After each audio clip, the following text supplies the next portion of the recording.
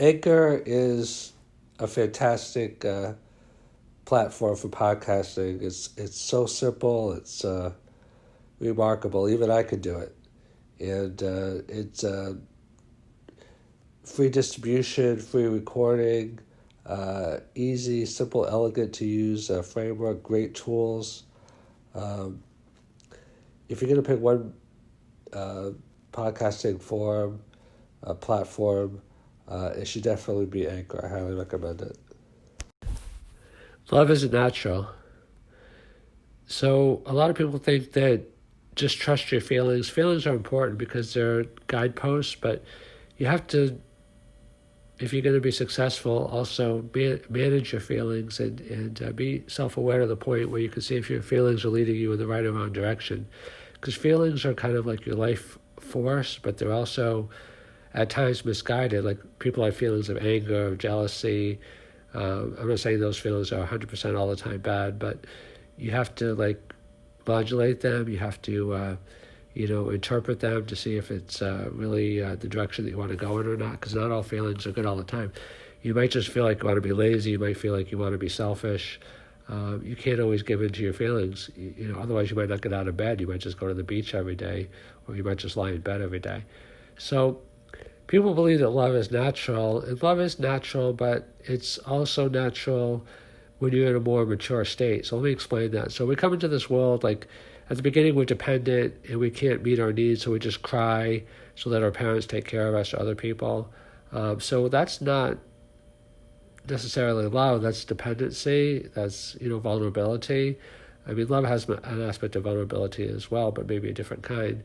And then in our twos and threes, we have the terrible twos and threes, and we just throw temper tantrums to get what we want. So, that builds a sense of individuation, individuality, and will, which are important in life, especially if we're secure. If a child is not secure, then they have a hard time getting through that phase successfully because they get punished or whatever, and then they don't feel comfortable in their individuality and autonomy. So, and as we get older, we have different developmental stages. So love is kind of like an advanced form of love anyway, is a very mature aspect. Love involves sacrifice. It involves being able to take other people's feelings and wants and desires into account, not only our own. People that are selfish, it's like they're just going to force their way through.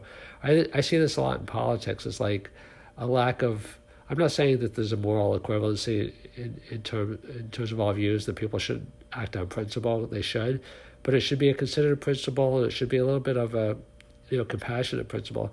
Like too many people in politics, they just want to punch each other in the face. Like Democrats hate Republicans, Republicans hate Democrats. Not all do, but increasingly, if you're a moderate or whatever, you can't get elected.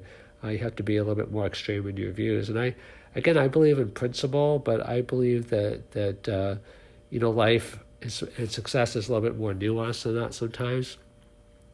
So, even the Bible says that narrow is the way, narrow is the gate, that the road to good intentions is wide. I'm kind of messing up the paraphrase a little bit, but you understand the general principle that, it's easy just to do whatever you want to do in life and just be selfish. It's difficult. Think about it in your own life, like how special you feel when someone put you first, or when someone like just was there for you or was mindful to you, wasn't trying to manipulate you, wasn't trying to play on your emotions. That's a special and beautiful and loving thing. And so love isn't always natural. It's a sign of maturity. It's a sign of the fruit of the Spirit. And to be really mature, you have to learn. Sometimes you have to suffer in life by not being loving and realizing where that leads you. So love isn't always natural.